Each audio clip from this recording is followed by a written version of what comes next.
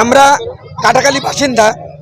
দীর্ঘদিন আমরা জলের দাবিতে অনেক অনেক জায়গায় জানিয়েছি, জল পাই না। আর বিশেষ করে যে 3 বছরেও জল নেই। পানীয় জলের দাবিতে বালতি কলসি হাতে রাস্তা অবরোধ গ্রামের মানুষদের। হাসনাবাদের কাটাখালী স্কুলপাড়া এলাকায় দীর্ঘদিনের পানীয় জলের সমস্যার প্রতিবাদে বালতি এবং কলসি হাতে রাস্তায় নেমে এলেন গ্রামের মহিলারা। বৃহস্পতিবার হাসনাবাদ হিঙ্গলগঞ্জ রোড অবরোধ করে তীব্র বিক্ষোভ দেখান তারা।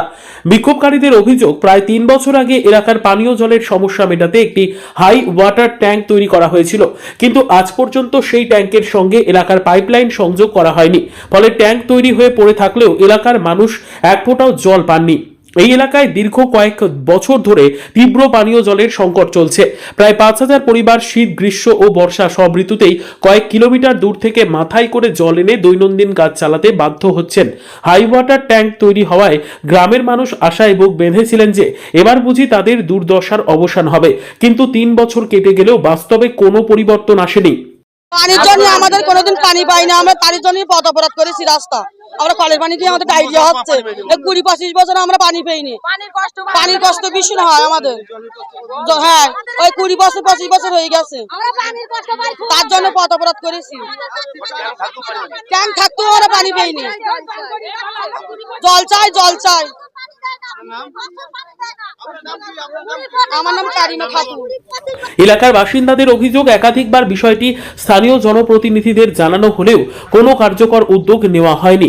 ক্ষোভে ফেটে পড়ে বুধবার মহিলারা রাস্তা অবরোধ করেন। পাশাপাশি যে ঠিকাদার ওই হাই ওয়াটার ট্যাঙ্ক নির্মাণ করেছিলেন তার বিরুদ্ধেও পোস্টার নিয়ে বিক্ষোভ দেখানো হয়। বিক্ষোভকারীদের স্পষ্ট দাবি, অবিলম্বে হাই ওয়াটার ট্যাঙ্ক চালু করে এলাকার মানুষের পানীয় জলের সমস্যা মেটাতে হবে। প্রশাসনের দ্রুত হস্তক্ষেপ না হলে আন্দোলন আরও জোরদার হবে বলে হুঁশিয়ারি দিয়েছেন গ্রামবাসীরা। রাস্তা অবরোধটা করেছি আমরা দীর্ঘদিন ধরে, এখানে পানীয় জলের কষ্টের মধ্যে আছি, কিন্তু আমাদের এই কষ্টটা কেউ সুরাও করতে চায় না। আমরা দীর্ঘদিন ধরে আন্দোলন করিয়ে, পথ অবরোধ করিয়ে, এইভাবে আমরা নির্যাতন অনেক কিছু আমরা এই জলের জন্য সহ্য করছি, কিন্তু আজ পর্যন্ত সুরাও কেউ করতে চায়নি। এই এলাকার উন্নয়নের কাজ তো এমনি কিছু হয় না। তারপরে বড় বড় নেতারা আসেন, এসে এখানে প্রতিশ্রুতি দিয়ে যান, কিন্তু এলাকার কাজ হয় না। এই জলের কষ্ট সব থেকে বড় কষ্ট। এখান থেকে 5 কিলোমিটার যেই আমাদের জল আনতে হয়, এখান থেকে 5 কিলোমিটার 7 কিলোমিটার যেই আমাদের জল আনতে হয়। এই কষ্ট আমরা দীর্ঘদিন ধরে করছি, অনেক প্রতিবাদ, প্রতিরোধ, আন্দোলন করেও আজ পর্যন্ত সুরারও হয়নি। আমার নাম আজিজুল গাজী। তার জলের এত সমস্যায় পুকুরের জল মাঝে মধ্যে খেতে হয়। এই জলের দাবিতে আমরা অনেকদিন অনেক জায়গায় বলেছি, কোনো সুরা হয় না। তার জন্য আমরা আজকে পথে নেমেছি।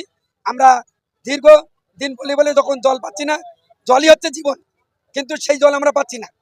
তার জন্য আমরা অবরোধ করছি। এখানে পাশে দেখুন ট্যাঙ্ক করার ওভার ট্যাঙ্ক, 3 বছর হয়ে গেছে ওভার ট্যাঙ্ক করা, কিন্তু এক অপদার্থ এক কন্ট্রাক্টর আনন্দ সরকার সে ট্যাঙ্কি করেই রেখে দিয়েছে। এইটা থেকে আর কিছু করছে না, আমরা জলই পাচ্ছি না। আমরা রাস্তা অবরোধ করছি, আমরা শুয়ে পড়ে রয়েছি। যদি প্রয়োজন হয় আমরা জান দেবো, কিন্তু জলের জন্য আমরা লড়াই করব। আমার নাম সুন্দর গাজী। এটা তো বাস্তব ঘটনা। বরুণা কাটাখালী নোনা এলাকা, এখানে জলের খুবই কষ্ট। তো রাজ্য সরকার জলের ব্যবস্থা, সেন্ট্রাল গভর্নমেন্টও পানীয় জলের ব্যবস্থা করেছে। সব জায়গায় পানি এসে পৌঁছেছে, বলতলা পর্যন্ত পানি পাইপলাইনে পাচ্ছে, বরুণার পাচ্ছে। কাটাখালীর লোক দীর্ঘদিন ধরে এখানে রিজার্ভার করার জন্য জমি সরকার দেখেছিল, সেই জমিটা আমিও দিয়েছি। তো এখানে কাজ চলছে, ধীর গতিতে কাজ হচ্ছে না। মানুষের একটা সীমা থাকে, মানুষ ধৈর্যের বাঁধ হারিয়ে একটু অবরোধ করেছে, কিন্তু সরকারের উচিত তাড়াতাড়ি এদের জল লাইনটা দেওয়া। এটা আপনি তো পঞ্চায়েত সমিতির সভাপতি, বিষয়টা কি পিএইচি কে জানাবেন?